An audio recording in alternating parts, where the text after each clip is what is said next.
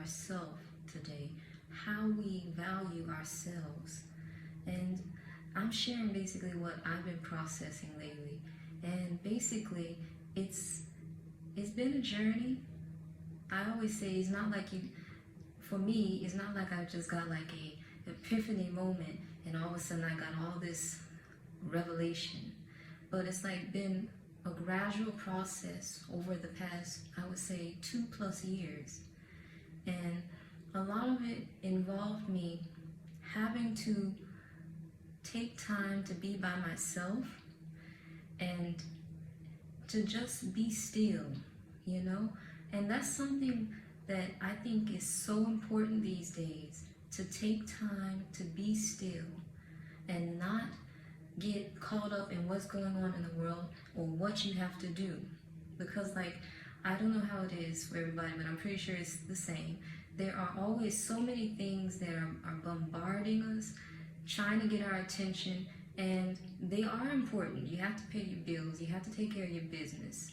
But at the end of the day, there are some things that we have to fulfill in ourselves that are related to our purpose, right? And so if you constantly let these superficial things, which are necessary because we're living people, you have to pay your bills, but this, just to be focused on paying bills and making money all the time, that's not living. And I've been coming like into that place of saying, oh, it's great that you have a preoccupation, but sometimes our preoccupation in our work is not always our purpose. And so I'm trying to figure out how to balance everything in my life. So I wanted to say, there are a couple things I want to say. So it's to take time for yourself, to be there in the moment and not get distracted by other people and their energy. Because I have to be honest, I learned this quite a few years ago. I think it was like 2019. Yeah, early 2019, I learned of this expression.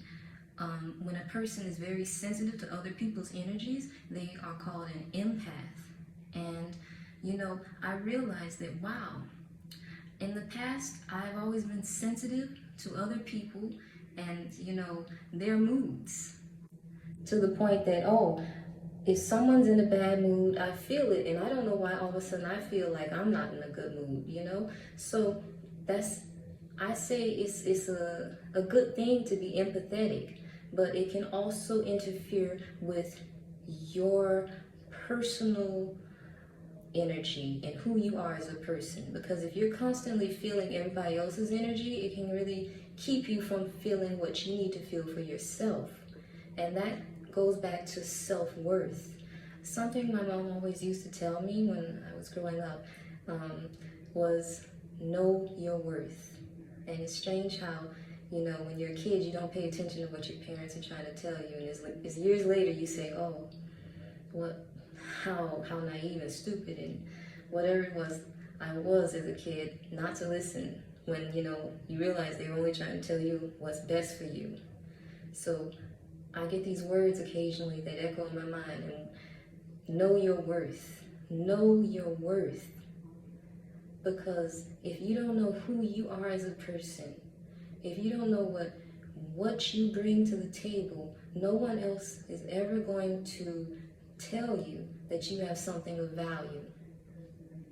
But you have to just take time and observe yourself and know who you are. And that's what I've been trying to do lately, is just to really know who I am as a person outside of what I feel from other people. Because I'm just being honest with you, I'm very sensitive to other people's energies. And it really can throw you off from what you need to do for yourself, you know? And again, when you're empathic or you have a lot of empathy for people, you tend to think about other people and you try to put them first. But I've been learning, you know, I love this expression, you can't pour from an empty cup. You have to take care of yourself. You have to take care of your spiritual health, your mental health, your physical health, anything in between that I missed there. You have to take care of yourself. And when you are well taken care of, you can take care of other people as well. And so I really have to say there are so many inspirational things I've been reading lately, mostly on like Instagram and whatnot, that,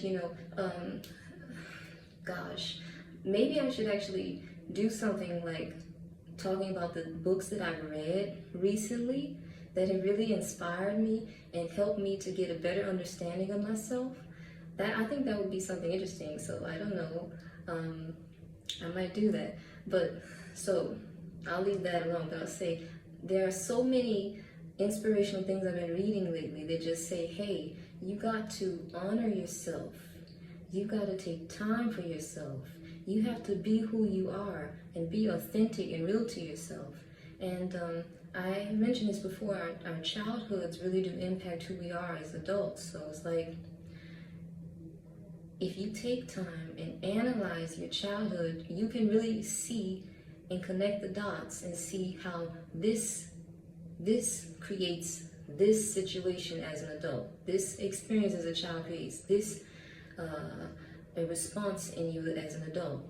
And so for the longest time, I felt like the need to people please, and that's rooted in, in feeling the need that,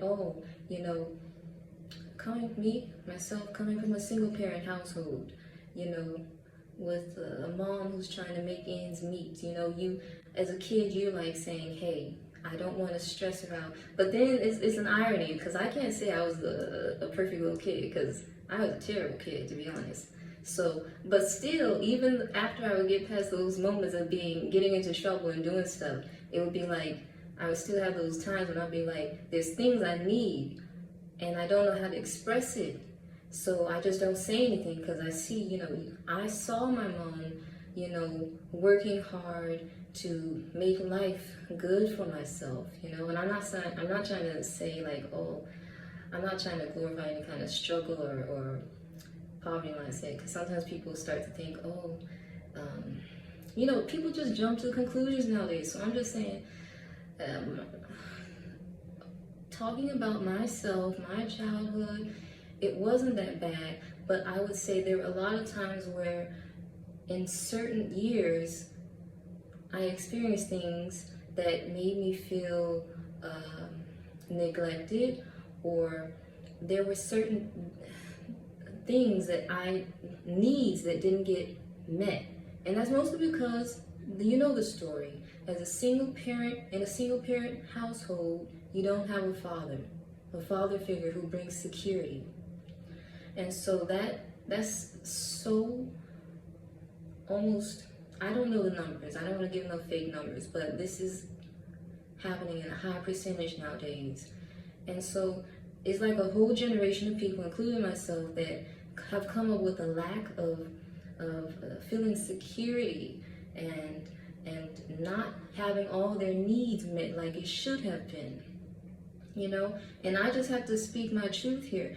I'm so grateful for the people who are in my life, and the people who tried to set me on the right track, and the people who pointed me in the direction pointed me in the right direction, and also have told me, that when you come from a family like I did, that God is your provision. There's always a verse that comes to my mind when I think about this, and it's somewhere in the Bible. I can't remember the exact verse, but it says, God takes particular care of the widows and the orphans, So it's like, I've come to understand that basically, if you look at a single parent household, you could almost say a child is approaching an orphan-like state, because generally the father is the head of the house. And, so much respect to the mothers who have taken care of their children and worked hard and tried to provide all the love and care that their children need, because it's not easy out here to be a single mother. And so with them taking all that on, it's so much, and they can't take the place of a father. So it's like, even though they are doing everything for that child, nothing can replace the father figure. And so what I'm getting at is that, basically a child who doesn't have a father is nearly an orphan because the father is the head of the household. So I've always thought of this verse, and maybe when I was younger, particularly like, I don't know, teenage years, I don't know. My teenage years were kind of problematic, I think, as most. But anyways, I don't want to go off subject. So if there's anything you get out of this little short video, is that you have to make sure you take time to care for yourself and get to know yourself and know your worth, and not allow responsibilities to take away parts of you that need to take away from your time to pour into yourself and to make sure that you are healed. Because I have to say, I've had my share of little traumatic experiences, and I've come to realize, I learned to adapt myself to those experiences. And it's almost like I realized, hey, I went into survival mode and I didn't really come out of it after experiencing certain things. And so I'm like processing all this and trying to figure out, how do I get to a whole healed state of being? And I have to say, one of the most important tools has been my Bible. And I've been slacking up on reading it lately. But the thing is, you have to get your spiritual nourishment. And a lot of times when you're lacking something in this physical realm, what you need is that spiritual food. And so